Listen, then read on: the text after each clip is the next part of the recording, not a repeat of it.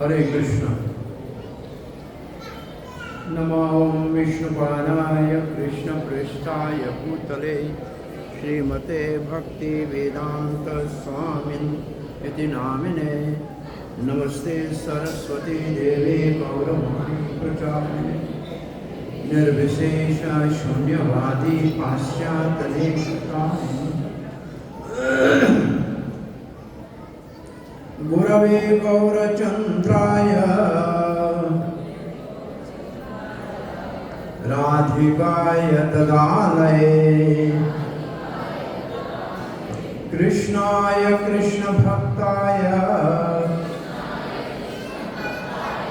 तद्भक्ताय नमो नमः।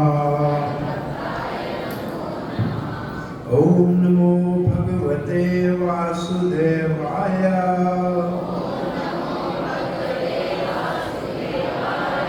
ओम नमो भगवते वासुदेवाय।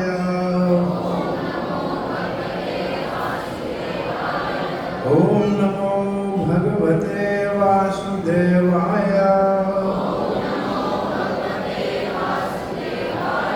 नारायणं नमस्कृत्यं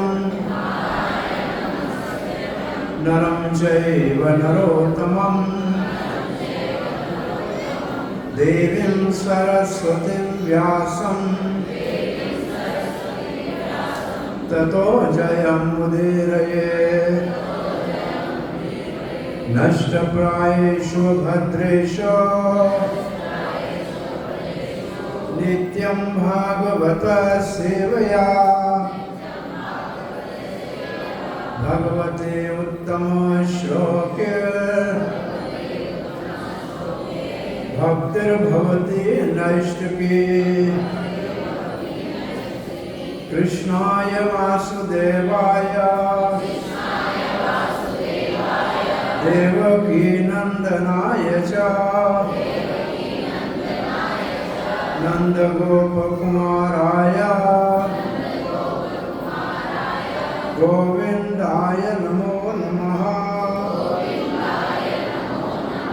जय श्री कृष्ण चैतन्य प्रभु नित्यानंद श्री अद्वैत गदाधर श्रीवास आदि गौर भक्त वृंदा। हरे कृष्ण कृष्ण कृष्ण हरे हरे हरे राम राम राम हरे हरे। हरे कृष्ण। श्री राधा मदन गोपाल मंदिर स्थान बहादुरगढ़ में 3 दिवसीय कृष्ण कथा के आज तीसरे दिन रविवार के आप सबका हार्दिक स्वागत है। धन्यवाद करते हैं मंदिर के संचालन करने वाले भक्तों का, श्रीमान नित्यानंद आश्रय प्रभु और उनके सारे साथियों का, जिन्होंने अपने मंदिर के श्रद्धालु भक्तों के भक्ति के पोषण के लिए हरिनाम संकीर्तन के साथ हरि कथा का 3 दिवसीय आयोजन किया और इस दास को सेवा का शुभ अवसर दिया। हम भगवान की 5 लीलाएं श्रीमद् भागवत महापुराण के 10वें स्कंद से 9वें अध्याय की दामोदर लीला का श्रवण वर्णन कर रहे हैं 2 दिन से। इन भगवान की लीलाओं के श्रवण करने से हमारे कानों में भगवत कथा का अमृत और मन में आनंद और उल्लास और हमारे हृदय में भगवान की कथा की ओर आसक्ति और इंद्रियों के भोग से वितृष्णा और हमारे अस्तित्व, हमारे अंतःकरण की शुद्धि और भगवान की प्रेमा भक्ति और भगवान के भक्तों के साथ मित्रता, ये 7 लाभ होते हैं। और फिर हमने भगवान श्री कृष्ण के बाल गोपाल गोकुल में वात्सल्य प्रेम के भक्तों को आकर्षण करने के लिए जो लीलाएं हैं, उनमें जो सर्वोपरि परिकाष्ठा की दामोदर लीला है, जिसका भाव है कि भक्त अपने प्रेमी भक्तों के प्रेम से उनके प्रेम के बंधन में बंध जाता है। इसका श्रवण करते आ रहे हैं। एक श्रद्धालु आप में से भक्त 2 दिन से एक प्रश्न कर रहा है। ये पूछ रहा है कि जब हरि कथा में होते हैं, सत्संग में होते हैं, तो मन में ऐसा भाव आता है कि हम भक्त बन जाएं, हम भगवान का नाम सुमरण भी करें, भक्ति भी करें, भक्तों का संग भी करें। परंतु जैसे बाहर जाते हैं, फिर अपने दुनिया के काम काज में लग जाते हैं, तो वो जो भाव हमारे अंदर कथा सुनने के समय आया था, वो तो लुप्त हो जाता है, वो तो उड़ जाता है कपूर की तरह, और फिर वापस हम दुनिया के कामों में लग जाते हैं। तो आपको ऐसे लगता है, क्या ऐसे होता है? कथा सुनते हैं तो लगता है कि बहुत अच्छा है, भक्त बन गए। बाहर जाते हैं तो फिर कथा की बातें भूल जाती हैं और दुनिया की बातों में फिर रम जाते हैं। ऐसा है क्या? ये इसका पहला जो कथा सुनते समय, भागवत की कथा सुनते समय पहली बार भी कोई आया होता है, तो उसके हृदय में भी ऐसे भाव का उदय होता है। ये भाव का उदय आपके साधन के कारण नहीं है, ये भाव का उदय भागवत की कथा के प्रभाव से है। और जो भक्त कथा कर रहा है, उसके हृदय में जो भाव है, उसकी एक झलक, उसका एक प्रतिबिंब आपके हृदय में थोड़ी देर के लिए आता है। इसलिए आपके हृदय में थोड़ी देर के लिए भाव भक्ति जागृत हो जाती है। ये श्री रूप गोस्वामी लिखते हैं कि ये 5 अंग भक्ति के, भागवत का श्रवण, वृंदावन का दर्शन, भगवान के श्री विग्रह का, भगवान के सुंदर मंदिर में दर्शन, भगवान के नाम का कीर्तन इतना शक्तिशाली है कि किसी नए पहली बार आए साधक के हृदय में भी थोड़ी देर के लिए भाव की झलक दिखा देता है। तो ये वास्तव में आपके साधन के कारण नहीं है, ये भगवान की कृपा से, भागवत की शक्ति से और भक्त के हृदय का भाव आपके अंदर प्रतिबिंबित होता है, रिफ्लेक्शन होती है। और ये तब तक काम करता है जब तक कथा में हो। जब बाहर जाओगे तो वो रिफ्लेक्शन खत्म हो जाएगा, आप जैसे पहले थे वैसे रह जाओगे, क्योंकि आपने तो ये स्तर प्राप्त नहीं किया था। ये कथा की कृपा से थोड़ी देर के लिए आपको इसका रसास्वादन मिला था। श्री रूप गोस्वामी इसको ऐसे लिखते हैं। अब दूसरा स्तर है, दूसरे स्तर का इसका उत्तर ये है, कई जन्मों से और इस जन्म में भी अधिक समय हम तो संसार में रहते हैं, काम काज में रहते हैं, बाहर के लोगों के संग में रहते हैं। बहुत थोड़े समय के लिए और थोड़े ही समय से हम कथा को सुनने के लिए आते हैं। तो हमारा बाहर का संग कई जन्मों का है और इस जन्म में भी 90% तो बाहर के संग में रहते हैं। ज़्यादा से ज़्यादा 10% भक्तों के संग में आते हैं या मंदिर में आते हैं। भाई सप्ताह में एक दिन संडे को आते हैं। तो बताइए कि ज़्यादा संग हमारा बाहर का है कि कथा का है या भक्तों के संग का है? बाहर का है। जैसे कोई व्यक्ति सुबह घर से निकलता है नहा धो के, थोड़ा सा सुगंधित इत्र लगा देता है या परफ्यूम लगा देता है, तो थोड़ी देर के लिए उसके अंदर से खुशबू आती। वो कितना लगाया? दो कतरे लगा लिए।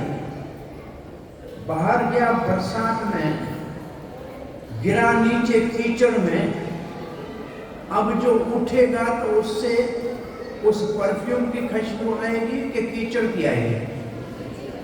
हाँ? अब परफ्यूम लगाया 2 कतरे और पूरे गटर में गिरा, तो खुशबू तो गटर की ज्यादा आएगी, वो तो थोड़ी खुशबू गुम हो जाएगी। ऐसे हम कथा में तो रहते हैं 2 मिनट। अगर गिनती करें सारे जीवन की तो एक दिन में 2 मिनट भी नहीं रहते हैं, और बाकी 23 घंटे और 50 मिनट तो बाहर दुनिया में रहते हैं, तो उसका प्रभाव ज्यादा रहता है, इसका प्रभाव कम हो जाता है।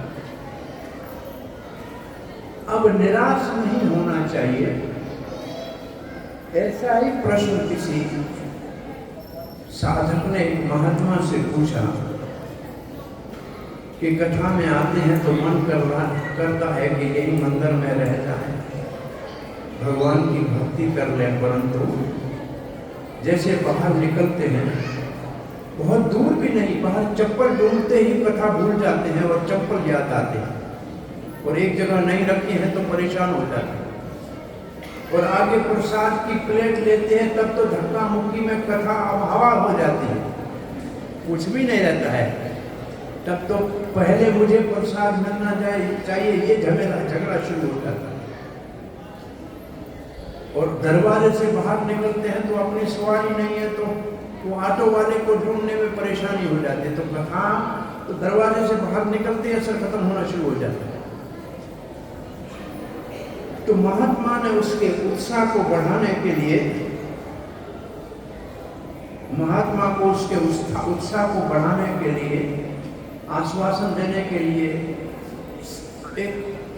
एक पड़ा था उनके पास टोकरी, फल की टोकरी, क्लास चल रही है, क्लास फल की टोकरी चल थी, जो आती है बांस की टोकरी, वो पड़ी थी अंदर। कहा ये सामने नदी बह रही है, जाओ भर के आओ। अब टोकरी भरेगी क्या? अंदर डालो पानी से, बाहर निकालो, पानी सब बह गया। वो 10 बार ऐसे किया, 20 बार किया, 50 बार किया, टोकरी तो नहीं भरी। वापस लौट के आया, कहा महाराज टोकरी नहीं भर रही है। क्यों नहीं भर रही है? और महाराज इसमें इतने सारे छिद्र हैं, बड़े बड़े सोराख पड़े हैं, पानी तो बह जाता है। बोले जब पानी के अंदर डालते हो तब तो बोल तो भरी होती है, बस बाहर निकालता हूं तो बह जाता है।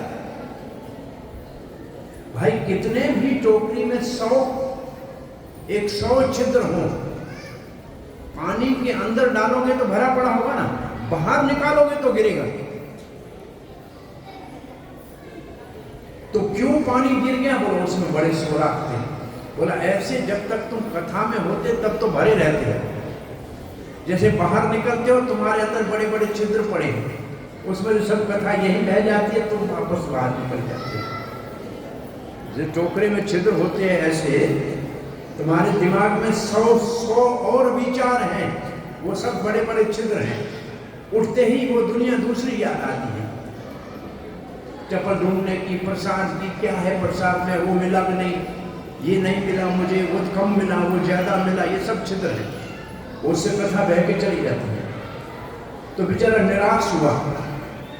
महात्मा ने कहा एक बात सुनो, जब तुम टोकरी ले गए थे और अब जब तुम नदी में 20 बार डुबो के लाए हो, कोई फर्क पड़ा है? बोला महाराज है, जब ले गया था तब मिट्टी वाली थी, बहुत सख्त थी, अकड़ गई थी, पानी में डालने से धुल गई है, मिट्टी उतर गई है, कुछ नरम हो गई है।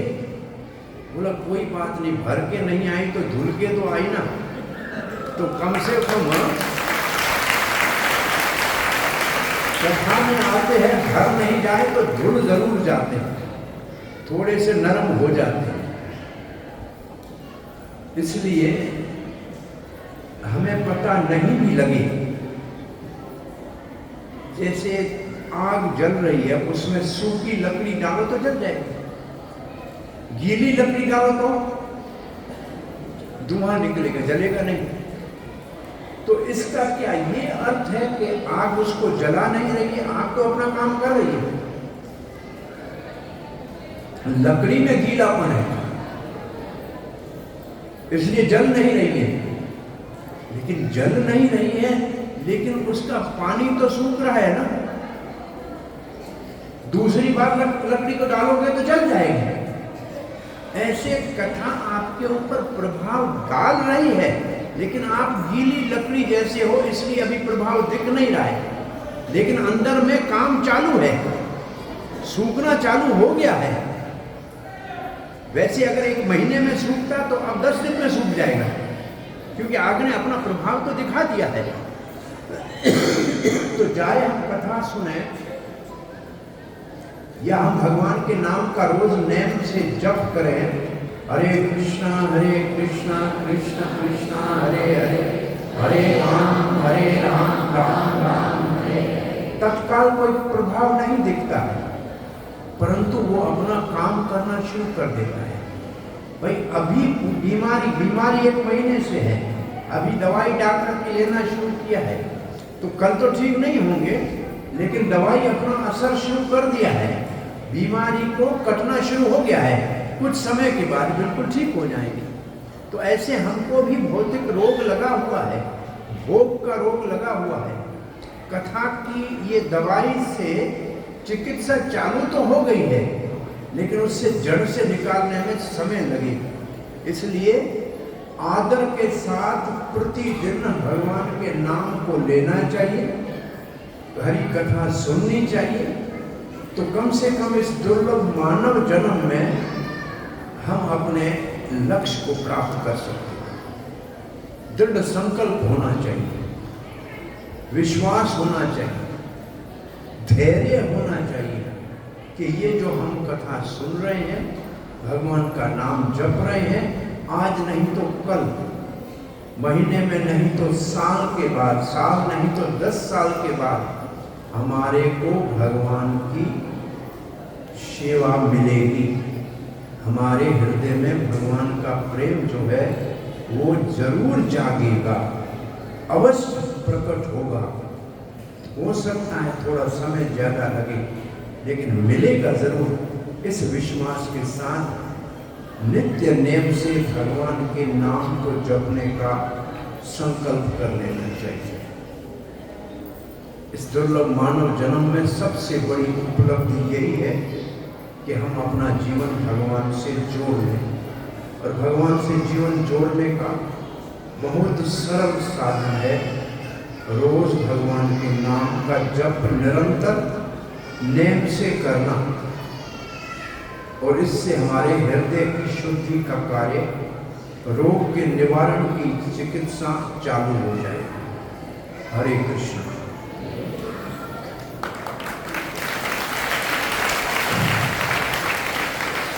अब हम जिस लीला का श्रवण कर रहे हैं, ये लीला कार्तिक के महीने की है। गोकुल में नंद बाबा का जहाँ भवन है, महल है, उसके अंदर की है। और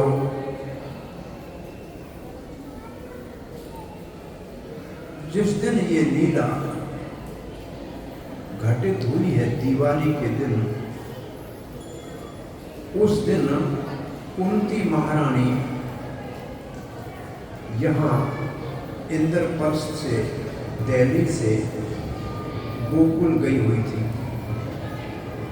और उसने आंखों से इस लीला को देखा था। वो अपनी प्रार्थनाओं में इस लीला का भागवत के पहले स्कंद में वर्णन करती और लीला ऐसे शुरू होती है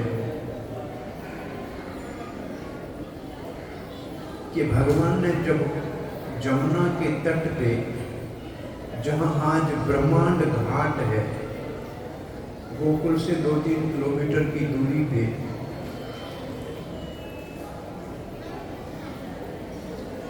वहाँ छोटे 3 साल के कृष्ण ने कुछ माटी खाई और मिट्टी खाई तो घर में ग्वाल वालों ने शिकायत लगाई। मक्खन चुरा के खाता था तो पहले ग्वाल वालों को खिलाता था, बांट के खाता था। जब मिट्टी खाने लगा तो अकेला कोने में जाके खाने लगा, तो सब ग्वाल वाल नाराज हो गए कि मक्खन तो बांट के खाता है, मिट्टी अकेला खा रहा है। तो वो यशोदा को शिकायत लगाने चले गए और यशोदा ने क्यों मिट्टी खाई, उसके कई कारण हैं, लेकिन एक कारण ये है कि सारे ब्रज के घरों से ग्वाल वालों के संग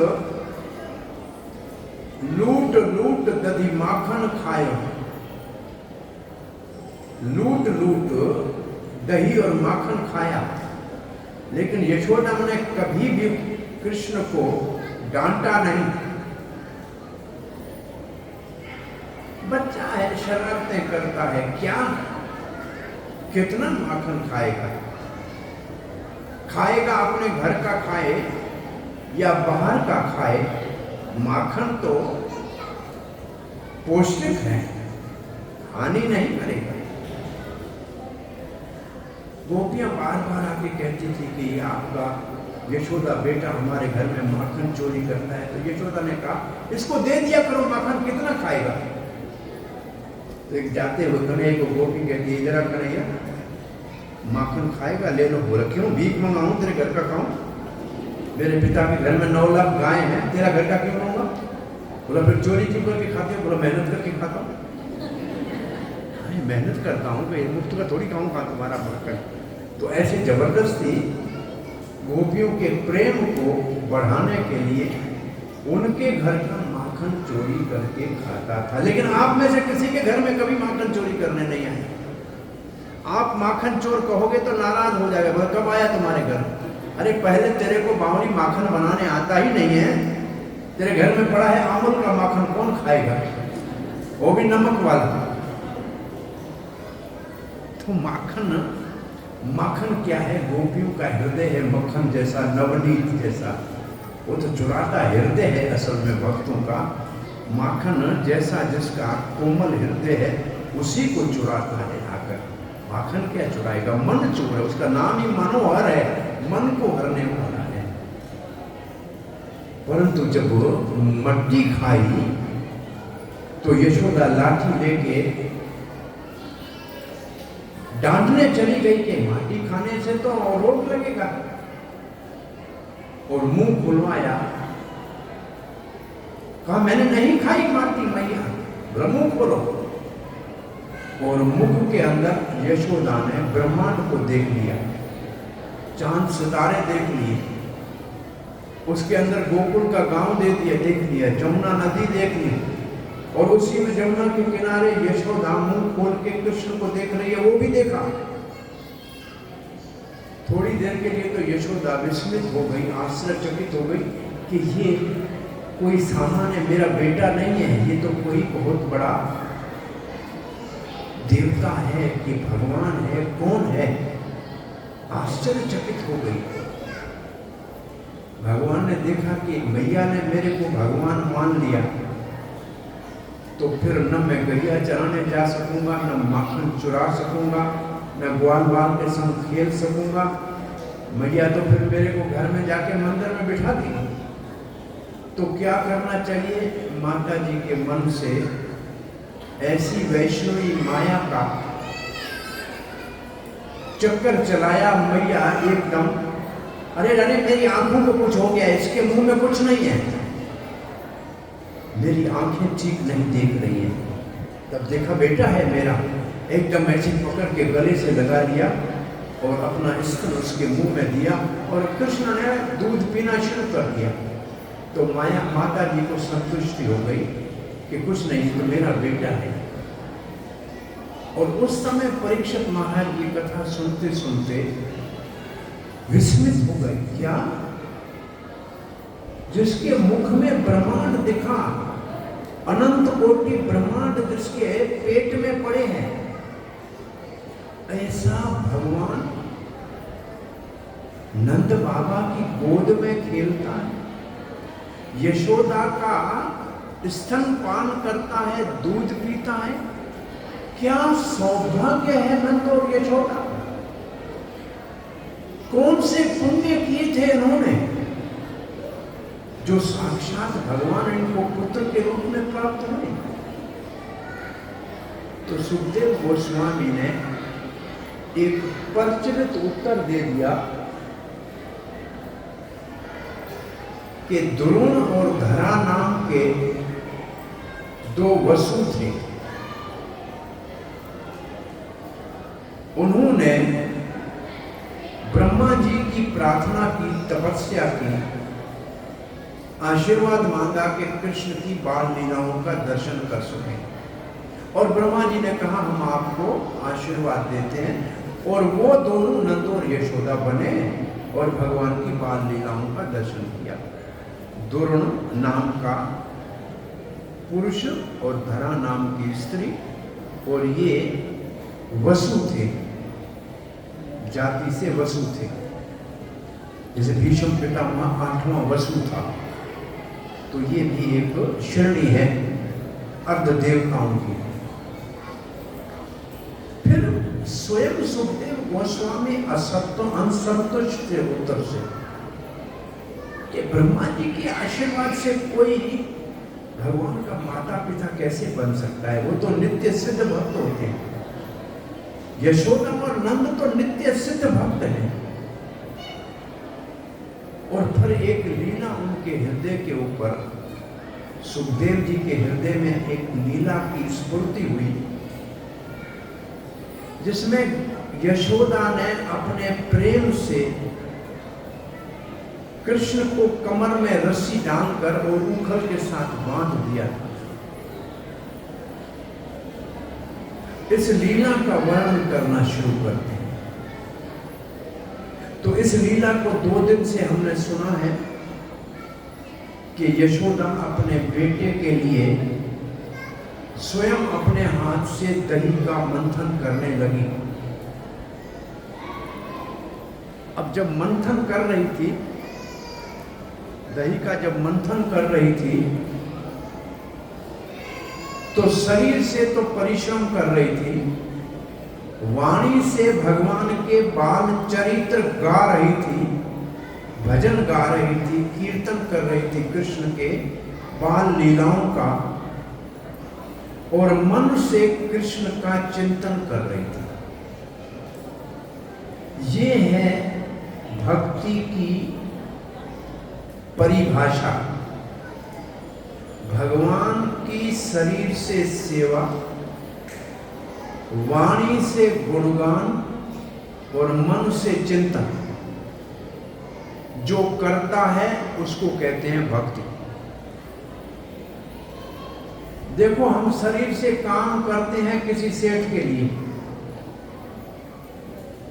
वाणी से गुणगान करते हैं किसी अपने प्यारे बेटे का या पति का या पत्नी का, मन से चिंतन करते हैं घर बनाने का, गाड़ी लेने का।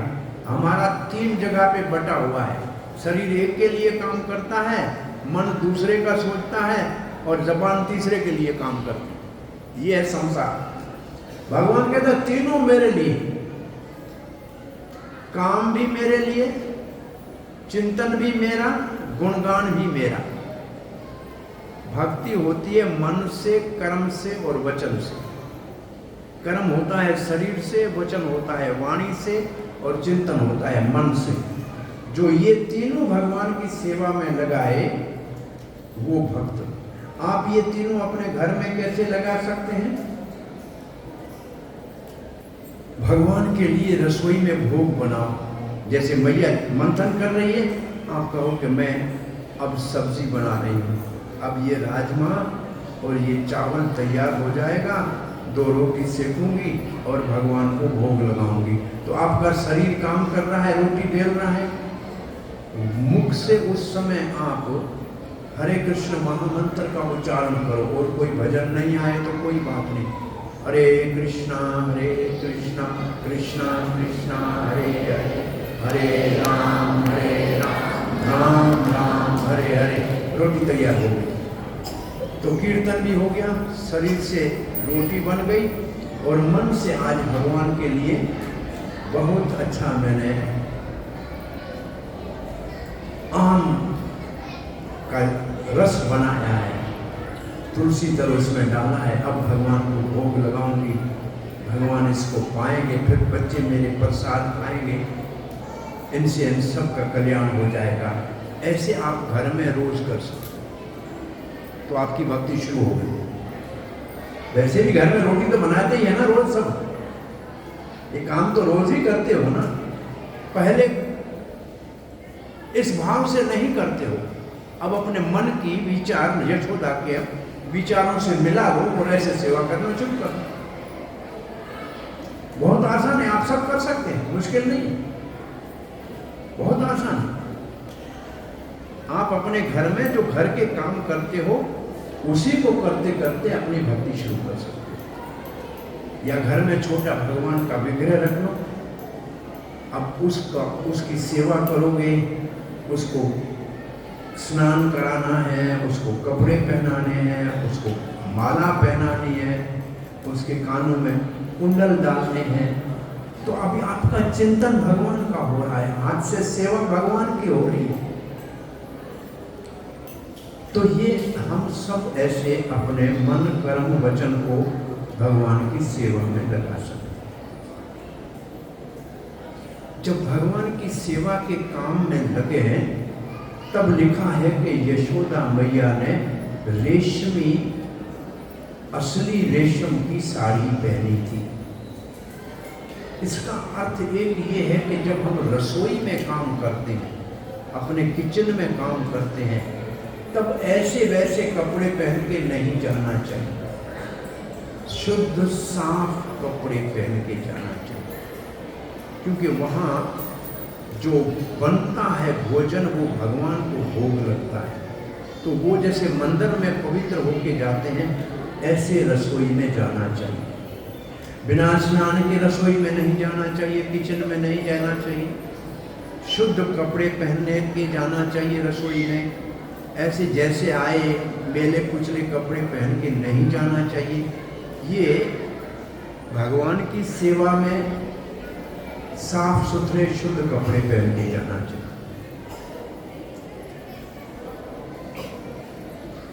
और फिर यशोदा मैया उसके सुंदर श्रृंगार का वर्णन है। बालों में फूल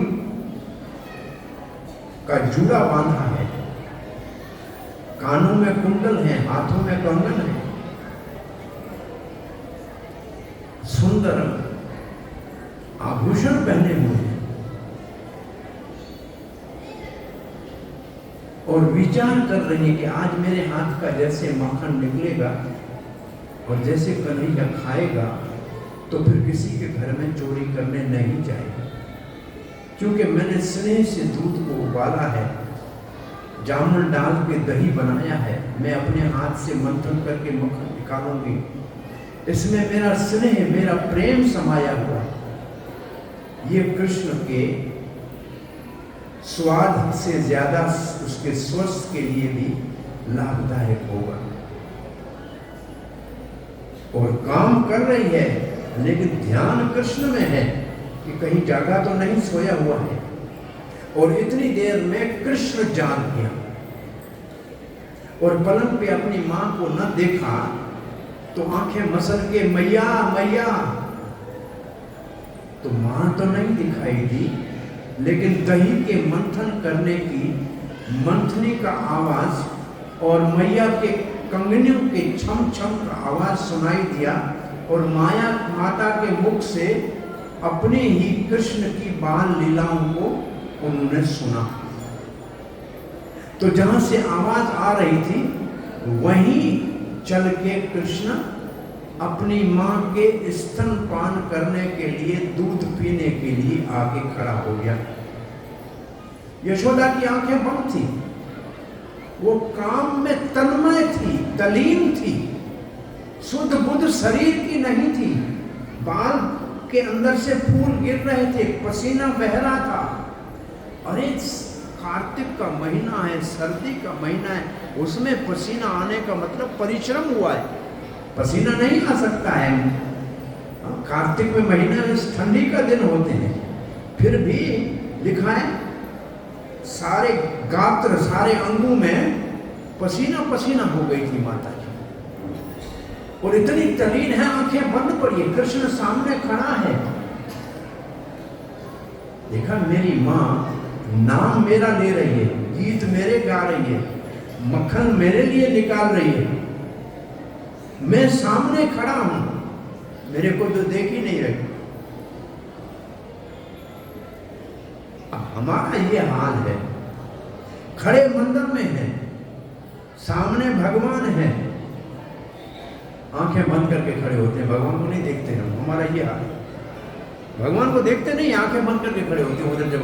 और जैसे वहां से नजर हटी फिर सबको देखेंगे, ये क्या पहन के आया, इसका कैसा सूट है, इसका कैसे कपड़े, दुनिया सबको देखेंगे, लेकिन भगवान ने कौन से कपड़े पहने हुए आज किसी ने नहीं देखे। किसी को याद है कौन से रंग के कपड़े आज भगवान ने पहने हुए? तब आंखें बंद करके खड़े होंगे उधर। अरे देखने के लिए आए हो, भगवान को देखो, दुनिया को मत देखो।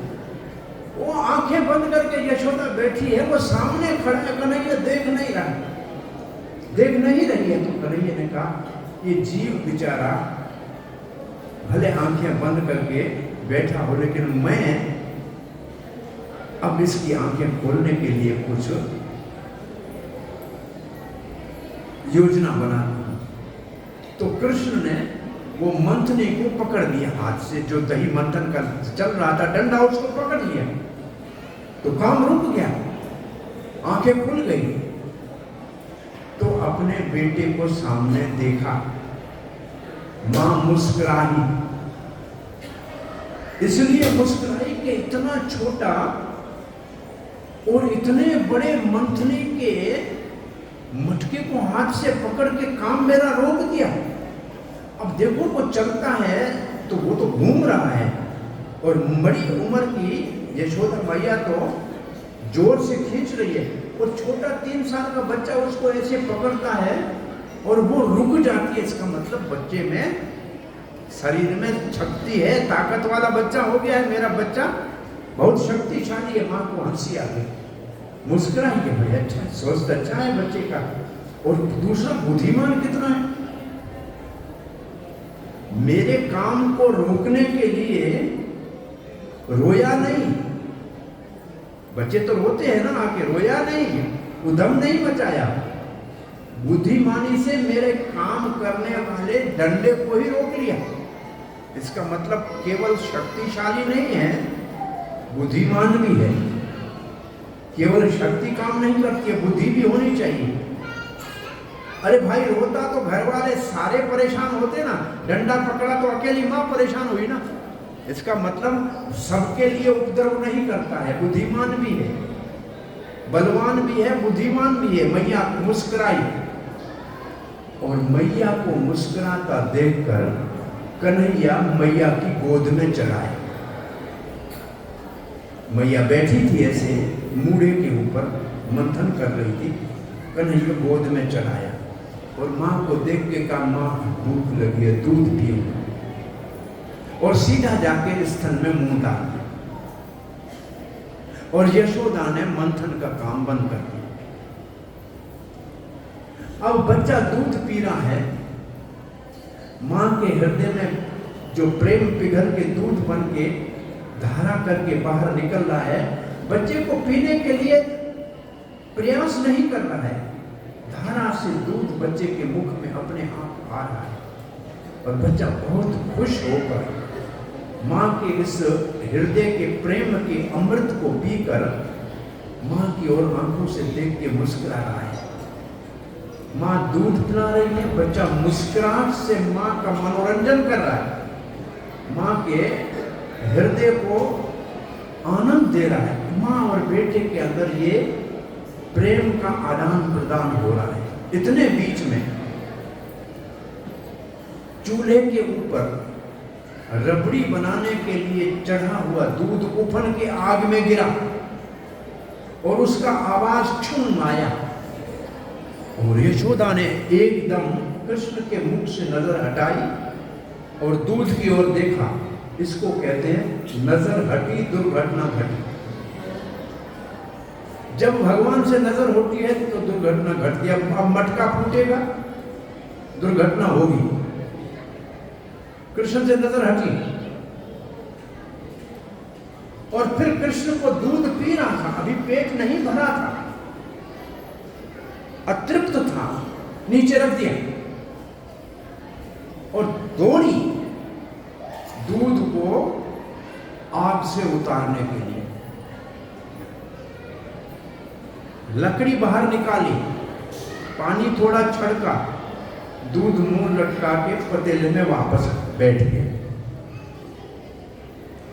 पहले दूध कहा कि मैं तपस्या कर रहा हूं, आग पे जल रहा हूं कि कृष्ण के भोग्य बनूंगा, कृष्ण मेरे को पिएगा।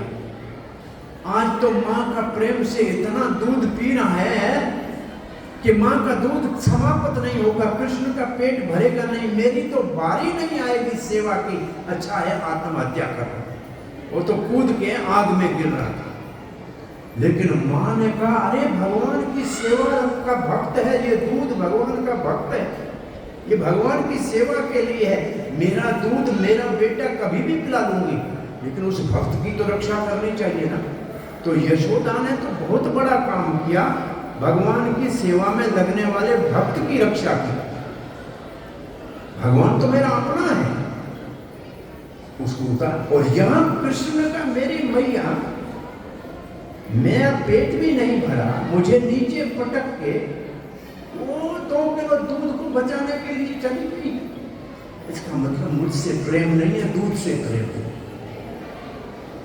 अब मैं दिखाता हूं मेरी मां को कि मैं तेरा बेटा हूं, तू मेरे को दूध नहीं पिलाती है। पहले इस मिट्टी के भांड के अंदर मक्खन निकालने के काम में लगी, मेरे को उठाया नहीं, दूध नहीं पिलाया। अब आधा दूध पिलाया तो दूसरे दूध को उतारने चली गई। तो मुझसे प्रेम नहीं करती है, तो मैं अब शराब ऐसी करूंगा। उन्होंने मटके को फोड़ दिया, मटका फोड़ दिया, सब दही बह गया, आधा मंथन किया हुआ। कृष्ण को डर लगा कि मैया मारेगी, मटका फोड़ा है तो मारेगी मैया। तो दूसरे कमरे में चला गया, ये दिखाने के लिए तो मैं भूखा हूं। जो मक्खन पहले टंगा हुआ था चीके पे, उसको खाने लगा। और जब माखन कृष्ण ले उतारता है, अकेला नहीं खाता, बंदरों को खिलाता है, कौओं को खिलाता है, जो आए सबको खिलाता है, बांट के खाता है, अकेला नहीं खाता। और उखल के ऊपर बैठा है, मटका अपने हाथ में है और बंदर सामने है, उनको खिला रहा है। यशोदा दूध को नीचे उतार कर, आग से बचाकर वापस जहां मंथन कर रही थी वहां आई। मटका फूटा देखा, सब दूध चारों ओर बिखरा देखा, दही मंथन किया हुआ।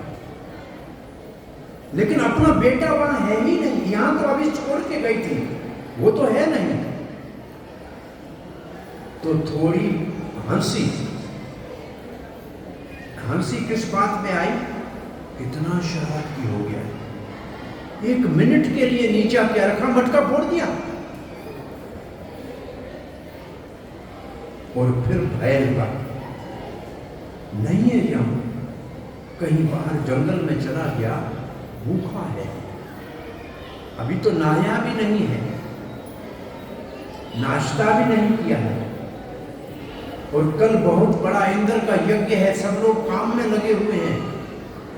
बच्चा भय के मारे घर से भाग गया तो ढूंढना मुश्किल हो जाएगा।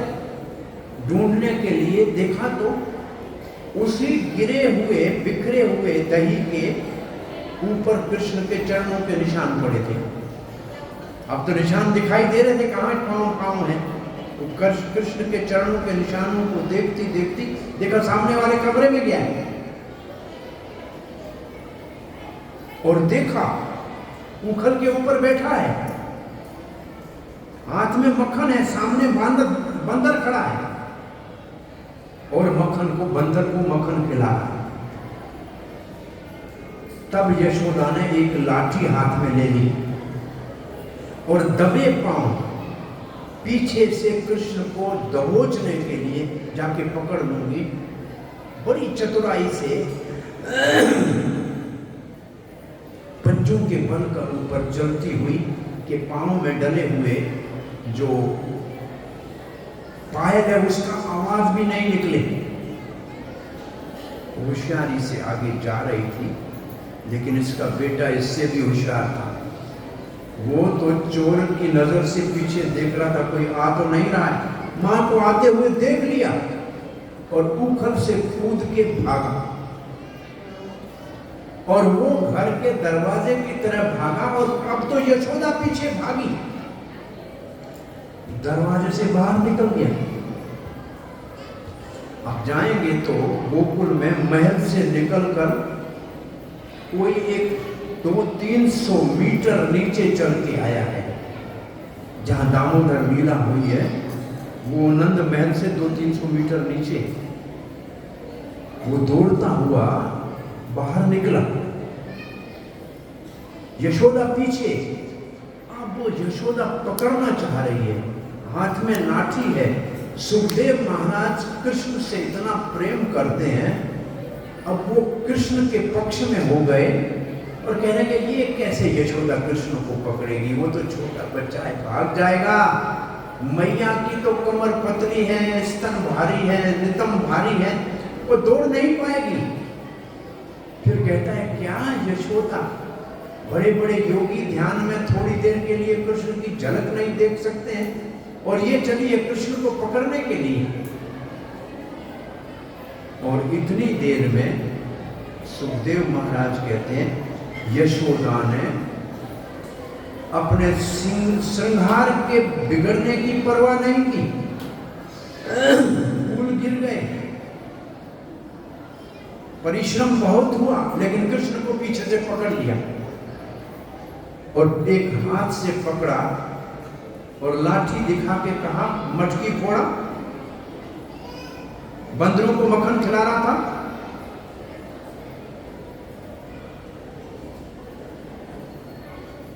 कृष्ण का मैया लाठी फेंको, लाठी फेंको, डर मारो मत, मारो मत। आंखों से आंसू बह रहे हैं, एक हाथ से आंखें मसल रहा है, आंसू निकल रहे हैं, भयभीत है, बहुत ज्यादा भयभीत है। लाठी फेंको, लाठी फेंको।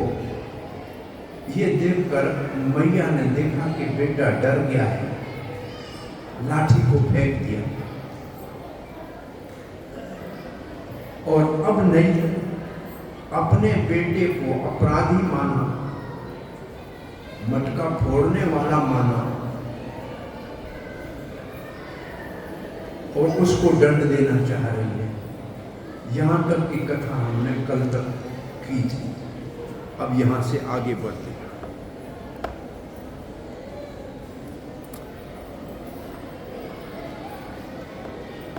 हरे कृष्णा कृष्णा कृष्णा हरे हरे, हरे राम राम राम त्यक्त्वा यष्टिं सुतं भीतम, अपने बेटे को डरा हुआ देखकर, भयभीत देखकर अपने हाथ की लकड़ी को, लाठी को यशोदा ने फेंक दिया।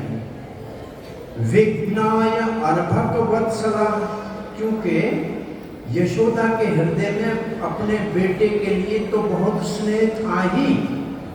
अरे बड़ी उम्र में एक ही बेटा पैदा हुआ था, उससे पहले पड़ोस के बेटों से प्रेम करके लड्डू माखन खिलाया करती थी, तो ये कैसे किसी बच्चे के को भयभीत कर सकती है या लाठी से मार सकती है? ऐसा नहीं कर सकती है। ईश कीलतम बंधुम, अब यशोदा ने विचार किया कि कहीं ये छोड़ दिया तो भय के मारे भाग जाएगा, इसलिए अब इसको मैं बांधती हूं। तम बंधम, उसको बंधना चाह रही है, किससे? दामना, रस्सी से। दामनाद, रस्सी से, दाम कहते हैं रस्सी को।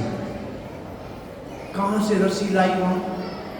अरे बालों को जूड़े में जो एक रस्सी से बाल बांधते हैं ना चोटी में, वो निकाल की, यहां से रेशमी रस्सी निकाली, और ऐसे लगता है कि कृष्ण को पकड़ के उस उखल के पास लाई, जिस उखल के ऊपर बैठा था।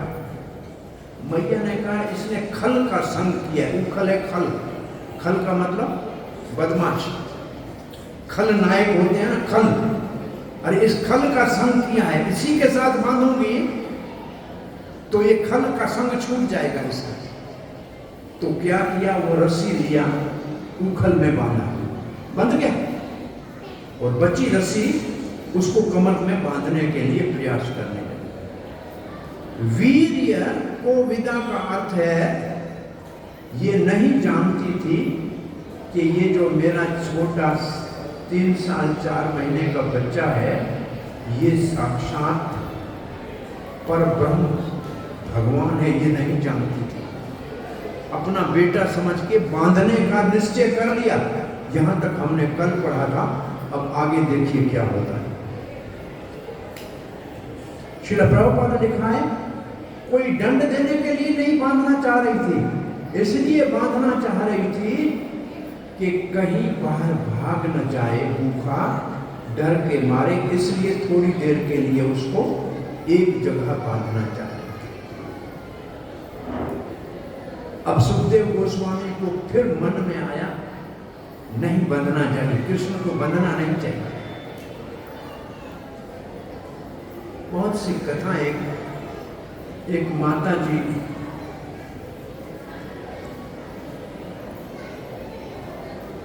रोज कथा सुनने जाती थी जगन्नाथपुरी में। कृष्ण के प्रति बहुत वात्सल्य भाव था। जिस दिन ये सुना कि यशोदा ने कृष्ण को उखल से बांधा, वो मूर्छित होकर गिर पड़ी कि एक मिट्टी का मटका टूटा, उसके लिए इसने कोमल कृष्ण को रस्सी से यशोदा ने बांध दिया। कितनी निर्दयी है, वो सह नहीं सकी, इतना मूर्छित हो गई, प्राण निकल गए। कृष्ण को बांध दिया, क्या हुआ मैया को?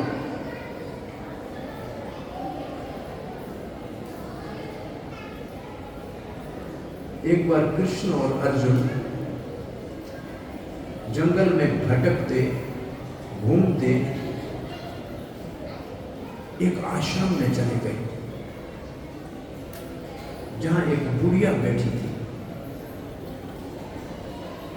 तलवार टांगी हुई थी। अरे आश्रम में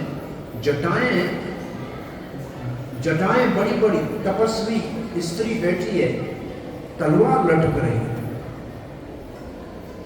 कृष्ण और अर्जुन अंदर चले गए, उनको गाय का दूध पिलाया, बिठाया।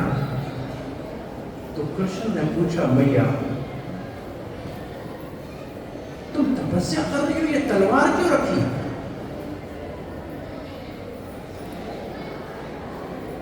मैया का चेहरा क्रोधित हो गया।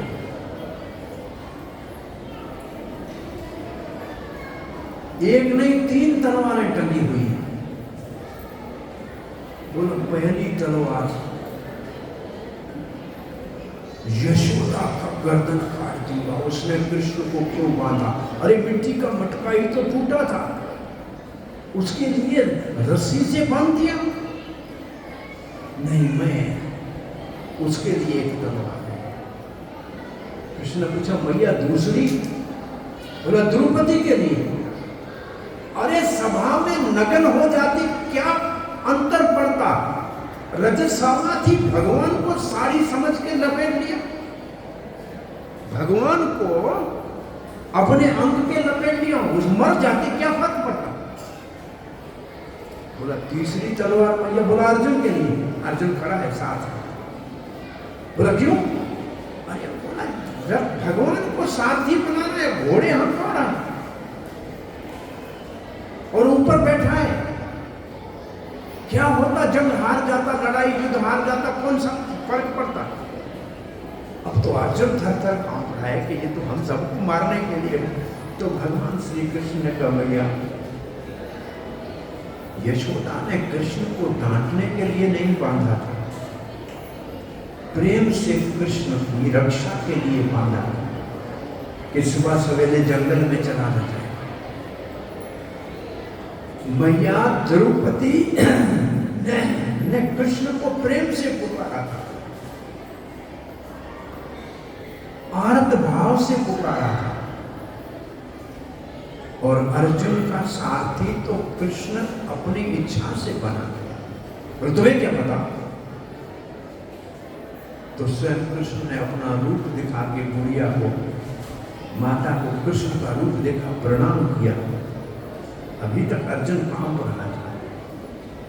तब मैया ने कहा आप कहते हैं कि ये आपके प्रेमी भक्त है, तो मैं अब इनके लिए कोई शत्रुता नहीं रखती, मैं तो आपकी भक्त हूं। ऐसे करके उसने भगवान के सामने ही अपना शरीर त्याग किया। तो ये ऐसी सुखदेव महाराज को अच्छा नहीं लगा कि कृष्ण को यशोदा बांधेगी, तो एक श्लोक बोल दिया, न चांतर न बहरयस्य न पूर्वम नापि चापरम। अरे ये भाई ये छोटा बच्चा नहीं है, ये पूरा ब्रह्मांड इसका शरीर है। अब जिसका अंदर नहीं, बाहर नहीं, पूर्व नहीं, पश्चिम नहीं, तो रस्सी कहां घुमाओगे? अरे भाई जो असीम है उसको सीमित कैसे बांध सकता है?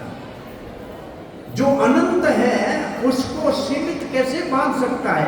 न उसका अंदर है, न बाहर है, न पूर्व है, न बाहें है, न अंतर है। जगतो ही जगत चाहिए। अरे यही तो जगत है, ये ब्रह्मांड तो इसके पेट में पड़ा है। यशोदा ने अभी देखा है ब्रह्मांड मुख में, तो बताओ कोई ब्रह्मांड को बांध सकता है क्या? आप क्या दुनिया को बांध दोगे क्या रस्सी से? नहीं हो सकता है। ताम मत्वा आत्मजम। अरे इसको, भगवान को अपना बेटा मान नहीं है। आत्मजम का मतलब अपना बेटा मान नहीं है। अरे भगवान को अपना बेटा मान नहीं है। अरे ये भगवान अव्यक्त है, कण कण में समाया हुआ है, ये पूरे ब्रह्मांड में समाया हुआ है। मर्त्य लिंगम, और उसको समझ रही है कि ये छोटा सा बच्चा है। अरे ये इंद्रियों से परे है, अधोक्षजम। गोपिका ऊलखले धामना बंध प्राकृतम यथा। वो समझती है छोटा सा बच्चा है 3 साल का, इसको मैं उखल से बांध लूंगी। अरे कैसे बांध सकोगी? ये छोटा बच्चा नहीं है। अरे ये तो स्वयं भगवान है, जिसका ये विराट रूप तो एक बाहर का शरीर है, उसको कैसे बांधोगी? ये तुम्हारे बांधने में आने वाला नहीं है।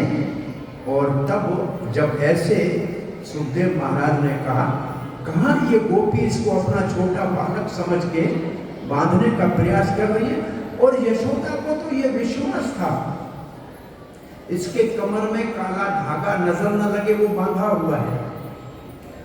कमर में काला, मुट्ठी भर तो कमर है, काला नजर का धागा बंधा हुआ है, और एक चांदी की हीरे माणक मोती से जड़ी हुई कमर की जो कर ध्वनि कहते हैं वो बंधी हुई है कमर में। इतनी छोटी तो है, इसको बांधने में कौन सा मुश्किल है? तददाम बंधमानस्य स्वार्भकस्य कृतागसः। स्वार्भकस्य अपने बेटे को, कृतागसः अपराधी मानकर, मटका फोड़ने वाला मानकर, घर में रखे हुए मक्खन को बंदरों को खिलाने वाला मानकर रस्सी से बांधना चाह रही है। उखल में रस्सी बंध गई, गांठ लगा दी उखल को, कृष्ण की कमर में रस्सी लेकर आई बांधने के लिए, गांठ लगाने लगी। द्वयी उंगलम अभूतेन, 2 उंगल रस्सी छोटी हो गई। आपस में दोनों छोर हाथ में नहीं आ रहे, गांठ नहीं लग रही है। संधदे अन्य च गोपिका। अब यशोदा नहीं कह रहे हैं, गोपिका कह रहे हैं। गोपिका का अर्थ है, गोपी शब्द का पहला अर्थ है गायों को पालने वाली। दूसरा अर्थ है इंद्रियों से, गो इंद्रियों को कहते हैं, इंद्रियों से भगवान की आंखों से सुंदरता का, कान से भगवान के सुंदर वेणु वादन का, नासिका से भगवान के चरणों में लगे हुए तुलसी चंदन का। जो पान करे वो गोपी, इंद्रियों से जो भगवान के रूप गुण लीला का रसपान करे। और तीसरा गोपी का अर्थ है गोपनीय रखने वाली, किसी चीज को छुपा के रखने वाली। मथुरा छोड़ के कृष्ण आया क्यों था? गोकुल कंस से छुपने के लिए ना। और ये गोपी ने क्या किया? रस्सी से बांध दिया। अब कंस कहेगा जिस बच्चे को एक ग्वालन, एक गोपी बांध सकती है, वो मेरा क्या बिगाड़ेगा? तो कृष्ण को छुपा के रखा, इसलिए गोपी, ये गोपी कृष्ण को गोपनीय रखा, छुपा के रखा। अरे बंद किया गोपी से। अरे गोपी ने उसको कहा कि तेरे को एक लोटा छाछ पिलाऊंगी, तुम नाच के दिखाओ। वो नाच रहा है, ये क्या मेरा बिगाड़ेगा? गोपियों से डरता है। यस्यासी तदपि न्यूनम। अब यशोदा ने कहा, ए सुनो, अपनी सेवकाओं को बुलाया नाम लेकर, भद्रा तुम आ जाओ, दूसरी रस्सी लेके आओ घर की। अब दूसरी रस्सी आई तो रस्सी के साथ रस्सी बांधा, फिर बांधा 2 उंगल छोटा। तीसरी रस्सी, अरे वो रस्सियां क्या, गाय के पांव बांधने वाली रस्सी खत्म हो गई, घर की सारी रस्सियां खत्म हो गई। तेना अपी न संदधे, दूसरी रस्सी के साथ दूसरी रस्सी बांध ली। तदपि 2 उंगलम न्यूनम, फिर भी 2 उंगल छोटी। यद यदादत बंधनम, जितनी रस्सियां आपस में जोड़ो, रस्सी छोटी नहीं हो रही है, कमर मोटा नहीं हो रहा है, फिर भी 2 उंगल रस्सी छोटी पड़ रही है। ये आश्चर्य, बहुत बड़ा आश्चर्य। इतनी देर में अड़ोस पड़ोस की बड़ी उम्र की गोपियां ये माँ बेटे के बीच में होने वाले इस लीला को देखने के लिए आ गई। एवं स्वज्ञे दामनी, ऐसे अपने घर की जितनी रस्सियां थी, यशोदा संधप्त्यपि, सब एक दूसरे से जोड़ के देख लिया। घर की रस्सियां पूरी हो गई, अड़ोस पड़ोस की रस्सियां हंगाई। गोपीनाम सुसमयंतिना, तब जो गोपियां दूसरी आई थी ना, वो हंसने लगी। वो गोपियां हंसने लगी। क्या, क्यों हंसने लगी? ना इतनी रस्सियां पची हुई है, इतना परिश्रम कर रही है, लेकिन ये बच्चा बंधन में ही नहीं आ रहा है। यशोदा ने उनकी हंसी की ओर देखा ही नहीं। स्मयंती विस्मिता भवता, वो मुस्कुराई, हंसी, लेकिन आश्चर्यचकित हो गई। रस्सी छोटी नहीं हो रही है, कमर मोटा नहीं हो रहा है, वही धागा बंधा हुआ है, लेकिन रस्सी तोड़कर छोटी क्यों हो रही है? तब उन यशोदा की सखियों ने कह दिया, यशोदा इसको छोड़ दो। मत बांधो। विधाता ने इसके बंधन लिखे ही नहीं है, तुम खुश हो जाओ। तेरे बच्चे के जीवन में बंधन नहीं लिखे हैं। यशोदा बुरा ने लिखे। क्यों रे? तेरे घर में मटका फोड़ता है, शिकायत लगाने आती हो, और मेरा मटका फूटा है तो बोलती हो छोड़ दो। मेरा बेटा है, आज तो इसको दंड दे के रहूंगी। ये श्लोक है, स्वमातु स्वेन गात्राय। जब ऐसे यशोदा को कहते सुना कि शाम भले हो जाए, आज तो इसको बांध के रहूंगी। अभी तक यशोदा बांधना चाह रही थी, और कृष्ण की ऐश्वर्य शक्ति, सत्य संकल्प शक्ति बंधन में नहीं आना देना चाहिए।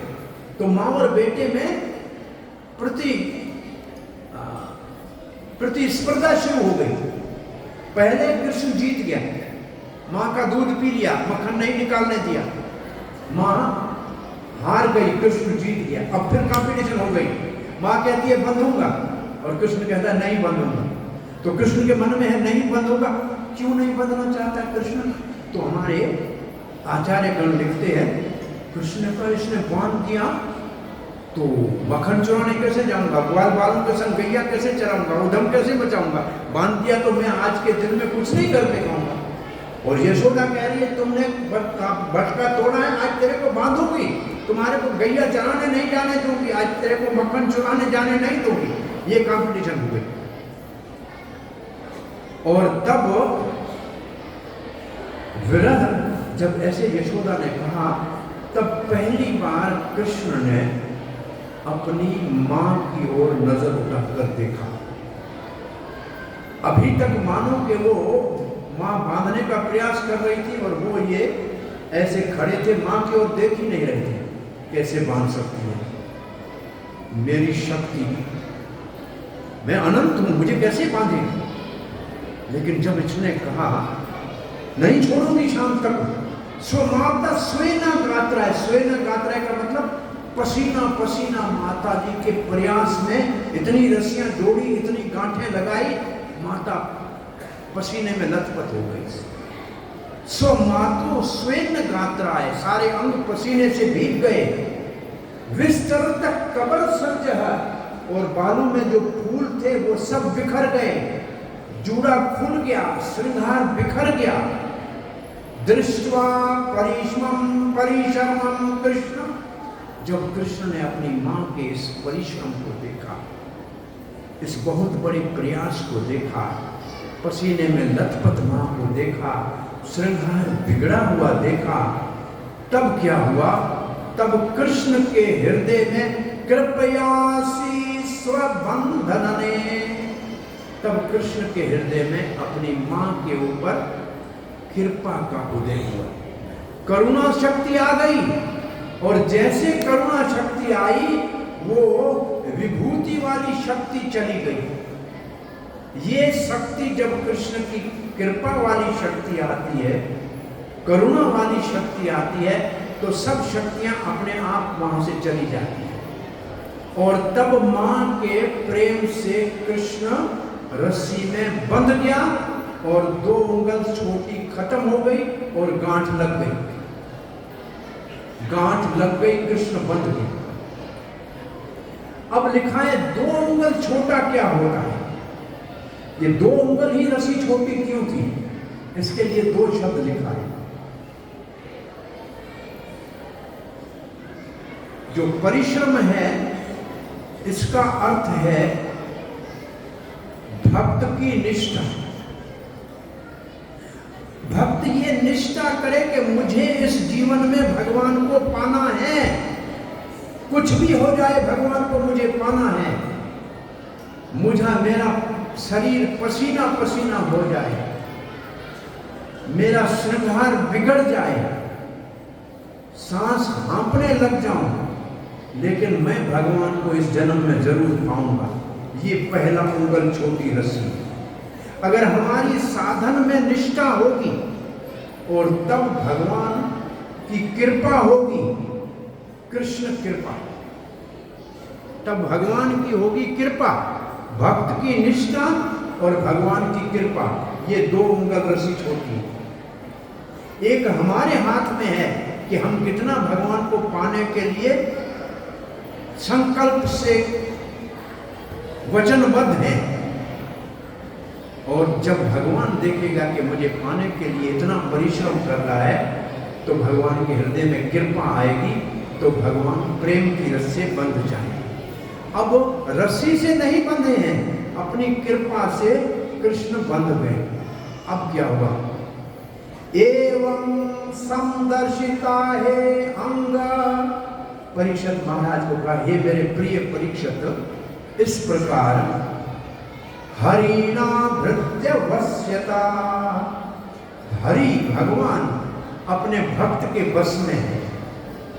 आज यशोदा ने प्रेम से कृष्ण को बांध दिया। इससे भगवान का एक गुण यहां वर्णन हो रहा है, धृत्य वश्यता। धृत्य कहते हैं सेवक को, वश्यता में अपने सेवक के बस में आ जाता है भगवान।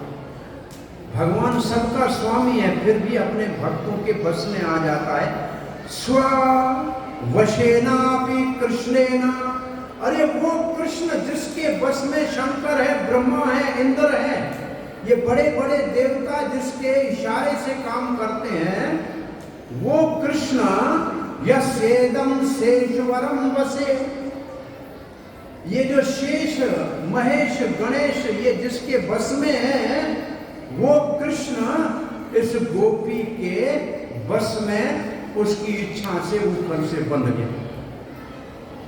अब ये श्लोक कह रहा है, महाराज परीक्षित, इस पूरे विश्व में बड़े बड़े देवता शंकर ब्रह्मा इंद्र सारे जिसके बस में हैं, जो भगवान की महानता को समझ ही नहीं सकते हैं, वो भगवान अपने भक्तों के बस में आ जाते हैं। यहां इस कृष्ण की लीला में ये दर्शाया गया है, और तब ये श्लोक आता है।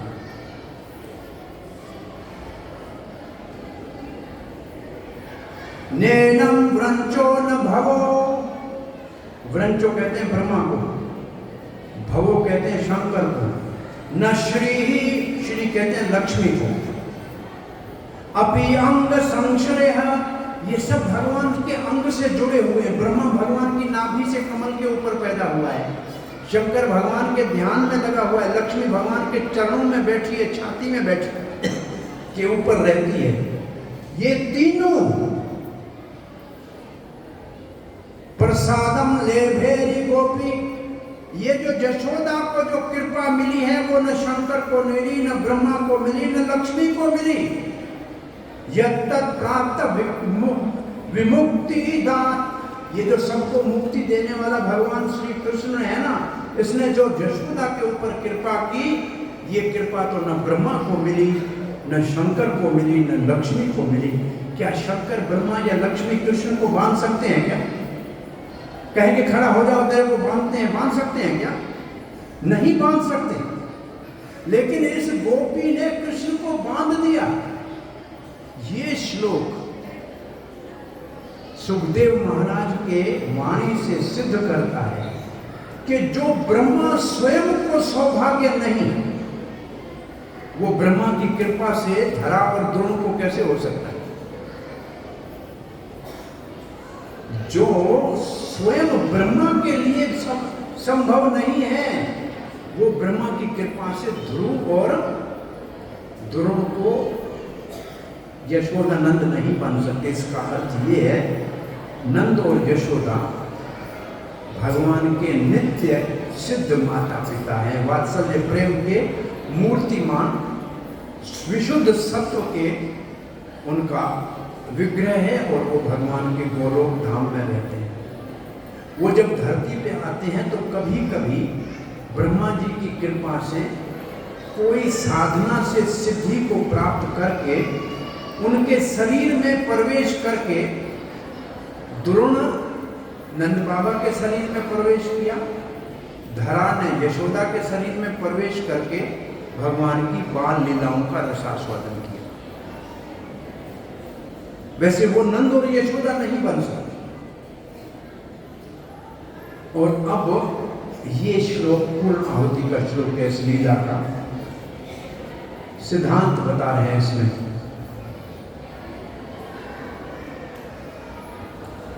नायम सुखापो भगवान देही नाम गोपिका सुता। ये जो गोपी का नंदन, ये जो यशोदा नंदन कृष्ण है ना, ये गोपी का बेटा जो कृष्ण है ना, ये आसानी से किसी को, ये भगवान है, ये स्वयं भगवान श्री कृष्ण जो वेणु वादन करता है, बांसुरी बजाता है, मोर पंख लगाता है, गैया चराता है, ये भगवान आसानी से नहीं मिलता। किसको? ज्ञानीनम, ज्ञानियों को नहीं मिलता। च आत्मभूतानाम, जो केवल कर्म करते हैं शरीर से, उनको भी नहीं मिलता, योगियों को भी नहीं मिलता। किसको मिलता है? यथा भक्ति मताम ही, इस दुनिया में जीते जी इस कृष्ण यशोदा नंदन कृष्ण को मात्र भक्ति से पा सकते हैं, न ज्ञान से पा सकते हैं, न कर्म से पा सकते हैं, न योग से पा सकते हैं। इन साधनों से कृष्ण नहीं मिलेगा। गीता में अच्छी तरह से पढ़ के देख लेना, ज्ञानी को बहुत जन्म लगते हैं कृष्ण को पाने के लिए। बहुनाम जन्मनाम अन्ते ज्ञानवान माम प्रपद्यन्ते। योगी को तो अनेक जन्म संसिद्धिम, 6वें अध्याय में बहुत जन्मों के बाद योगी को भगवान मिलता है। परंतु भक्ति के लिए लिखा है, समुद्रता मृत्यु संसार सागरात भवामी निश्रात पार्थ। 12वें अध्याय में इसी जन्म में भगवान भव सागर से अपने भक्त को पार करता है।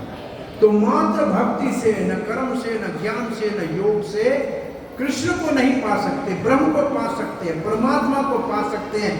भगवान गोपी का सुत यशोदा नंदन को नहीं पा सकते। अब बंधन लग गया। अब यशोदा ने किया क्या किया? कृष्णस्तु ग्रह कृत्येषु, कृष्ण के लिए जो घर में अन्य कार्य करने थे, दूध गर्म करना था, रोटी बनानी थी, मक्खन निकालना था, व्यग्रायाम मातृ, प्रभु की माता यशोदा कृष्ण को बांधकर और घर में काम करने के लिए चली गई। अद्राक्षित अर्जुनो पूर्वम, और बंधे हुए कृष्ण ने नंद बाबा के आंगन में 2 अर्जुन वृक्ष को देखा। 2 अर्जुन नाम के वृक्ष को देखा। गुह्य को, वो कुबेर के बेटे थे, गुह्य कहते हैं कुबेर को। धनदा आत्मजा, वो कुबेर के बेटे थे, कुबेर धन का राजा है, उसके बेटों को थे वो 2 पेड़ बने थे, उनको देखा भगवान ने। और तब क्या किया? ये अंतिम श्लोक इस अध्याय का है। पुरा नारद सापेना, इनको नारद ने पहले शाप दिया था।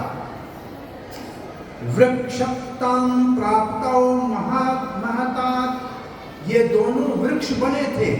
कहाँ? महावन में, नंद बाबा के आंगन में। नल कुबेरो मणिगिरी, बाबा इनका नाम था नल कुबेर और मणिगिरी। इति ख्यातम श्रियान्वितो, ये ऐसे बहुत बड़े धन के अधिपति कुबेर के बेटे थे, नारद के श्राप से वृक्ष हुए थे। इनको भगवान ने मुक्त करने का मन में संकल्प किया। यहाँ ये अध्याय पूरा होता है। तो अब प्रश्न पूछेंगे परीक्षित महाराज के कुबेर के 2 बच्चे वृक्ष क्यों बने, नारद ने श्राप क्यों दिया? तो दूसरा अध्याय शुरू होगा। परंतु हम कथा में भगवान को बंधा हुआ छोड़ के नहीं जा सकते। तो भगवान खुले कैसे? यशोदा काम करने चली गई, उस दिन रोहिणी घर में नहीं थी। वो उपनंद के घर में बलराम के साथ चली गई थी, तो रात को घर में नहीं थी। वो जब घर में वापस आए तो रोहिणी तो अंदर चली गई। बलराम ने देखा कृष्ण बंधा हुआ है। बलराम ने कहा, कृष्ण तुमको बांधा किसने? बलराम को शेष का आवेश आ गया, कौन इसको बांध सकता है? अरे नहीं जानते हो, समुद्र के ऊपर सेतु बांधने वाला यही रामचंद्र इसका अवतार है। वो नरसिंह बना था खंभे से, हिरण्याकश्यप को चीर दिया, वो इसका अवतार है। किसने इसको बांधा है? यशोदा ने सुना अंदर से, बोला अरे कौन है? ये सहेश महेश गणेश सबका मेरे घर में अवतार लेना था और कोई घर नहीं मिला। तू चुप कर, नहीं तो दूसरी ओर उखल में तेरे को बांध दूंगी। बलराम ने ऐसे सुना, मां के भय से बलराम जी शांत हो गए। अब ग्वाल बाल सब आ गए। कहा नहीं आज क्या करेंगे? बोला आज गैया चराने तो चल नहीं सकते। अब गैया चराना शुरू नहीं किया, अभी तक गैया नहीं चराए, बछड़े भी नहीं चराते हैं। अब काम क्या करते हैं? माखन चोरी। बोला आज कौन सी गोपी के घर में जाना था, माखन कैसे चोरी करेंगे? बोला आज नया खेल खेलते हैं। बोला क्या खेल खेलेंगे?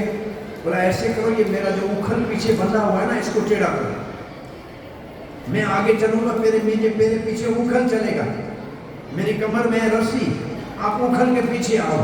तो आगे कृष्ण चला, पीछे उखल चला, और ये जा रहे हैं आगे, तो सामने जो दो पेड़ थे उनके बीच में कृष्ण चला गया। पहले छोटे बच्चे थे हमारे जमाने में, जब बच्चे होते थे 65 साल पहले, तो बच्चे ऐसे मिट्टी के पीछे बनाते थे उखल, उसमें रस्सी बांधते थे, कमर के बांध में चलते थे, पीछे दो निशान रेत में होते थे। ये खेल होता था। जैसे भगवान की लीलाएं ऐसे पहले बच्चे खेलते थे। एक बार एक संत अनपढ़ था, जरा पढ़ा लिखा नहीं था, जंगल में कहीं रहता था, पानी कुएं से निकाल के यात्रियों को पिलाता था, फल ला के खिलाता था। तो एक महात्मा राम जी का भक्त आया, कहा सेवा तो अच्छी करते हो बाबा, नाम भी जपा करो, सीताराम सीताराम जपा करो। वो बूढ़ा हो गया था, उसको सुनाई तो दिया नहीं। महाराज चला गया, ये सेवा करे जपे घसीटाराम घसीटाराम घसीटाराम। दूसरा महात्मा आया, उसने सुना कि ये घसीटाराम क्या? अरे उसने बोला महात्मा, भगवान का नाम सीताराम है, तुम घसीटाराम क्यों जप रहे हो? ये नाम तो भगवान का अपराध है। तब तक आकाशवाणी हुई, हे महात्मा, ये मेरा नाम जप रहा है, ये बिल्कुल सही है। जब उखल से मेरे को यशोदा ने बांधा था, मैं उखल को घसीट के ले गया था, मैं यूं घसीटाराम, मेरा नाम है घसीटाराम, तो मैं घसीटाराम हूं।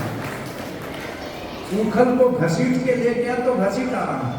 एक बहुत बड़ा प्रसिद्ध हलवाई है, पंजाब से आया हुआ, बॉम्बे में घसीटाराम मिठाई वाला, घसीटाराम उसके दुकान का नाम है, घसीटाराम मिठाई वाला। ये नाम रखा करते थे पहले लोग, घसीटाराम, इसका मतलब दामोदर, दामोदर का दूसरा अर्थ है घसीटाराम। तो घसीटाराम जब दो वृक्षों के अंदर से चला गया, उखल पीछे अटक गया। अरे कोई खल हो, बदमाश हो, भगवान से बंध जाए, उसके पीछे चले, तो वो भी किसी बड़े देवता का उद्धार कर सकता है। दो मणिग्रीव और नल कुबेर, दो देवता पेड़ बने थे, उसका उद्धार तो उखल ने किया। अरे कोई बदमाश भी भगवान के पीछे चले तो देवता उसका उद्धार कर सकता है, उससे बड़ा है। तो ये खल चला पीछे उखल, भगवान ने केवल चरण का स्पर्श किया, उखल अटक गया, दोनों पेड़ धड़ाम से नीचे गिरे। अर्जुन के पेड़ तूफान से भी नहीं उखड़ते इतनी जट, परंतु भगवान ने दोनों को उखाड़ दिया, दोनों से दो देवता निकले। भगवान की प्रार्थना की, परिक्रमा की, कहा आपको खोल दूं? भगवान ने कहा भागो यहाँ से, बाबा आने वाला है। मैं बंधे हुए तुमको खोल दिया, तुम कौन से मेरे को खोलोगे, जाओ। वो देवता यहाँ से भागे और छोटे बच्चे खड़े थे, देख रहे थे। तब तक आवाज हुआ दो पेड़ों के गिरने का। नंद बाबा आते हुए गौशाला से आए और आके देखा तो दो पेड़ों के बीच में कृष्ण बंधा हुआ है। नंद बाबा मुस्कुराने लगे कि बच्चे को डर न लगे। सीधे बच्चे के पास गए और जाके कमर से रस्सी को खोला और कृष्ण को गोद में ले लिया और कृष्ण अपने पिता को चपट दिया। कहते ये गांठ फिर सखाओं ने क्यों नहीं खोली? बोला वात्सल्य प्रेम से बंधा हुआ भगवान सखा प्रेम से नहीं खोल सकता, वो प्रेम नीचे के स्तर का है। माधुर्य वाला खोल सकता है, वात्सल्य के प्रेम को सखा नहीं, दास्य नहीं खोल सकता। इसलिए किसी और से फूला नहीं और खुल गए, भगवान खुल गए। और नंद बाबा ने कहा बेटा बांधा किसने? कृष्ण मैया ने। बोला ठीक है फिर चलो गौशाला, घर नहीं जाएंगे, मैया बांधती है नहीं जाएंगे घर। गौशाला गए, मिश्री दी नंद बाबा ने और गाय का दूध लिया। कृष्ण दूध पी के लेट गया। अब वो सारे गोकुल में तो दो पेड़ गिर गए। कृष्ण बंधा हुआ बीच में था। यशोदा तो मूर्छित हो गई सुनकर, मैंने बांधा था, पेड़ गिर गए। नंद बाबा ने वहां खड़े खड़े पूछा बच्चों से ये पेड़ किसने गिराए? कोई असुर आया था? वो बच्चे कह रहे इतने गिराए, ये इसके बीच में गया, इसने गिराए। बच्चे तो देख रहे थे ना, लेकिन नंद बाबा कहते इसके हाथ, इतना छोटा बच्चा इतने पेड़ कैसे गिरा सकता है?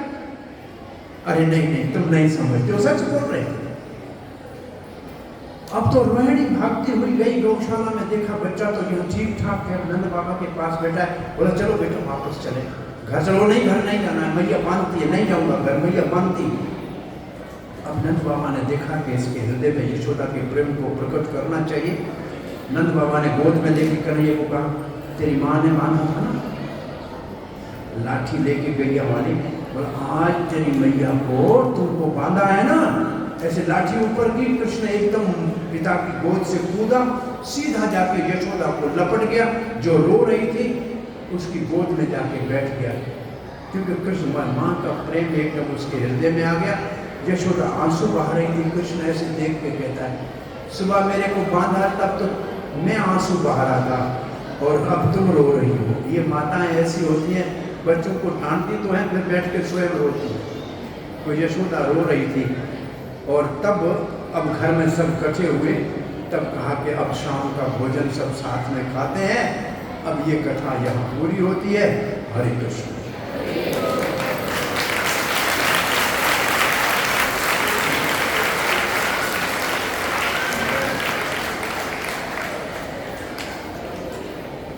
हरे कृष्णा कृष्णा कृष्णा हरे हरे, हरे राम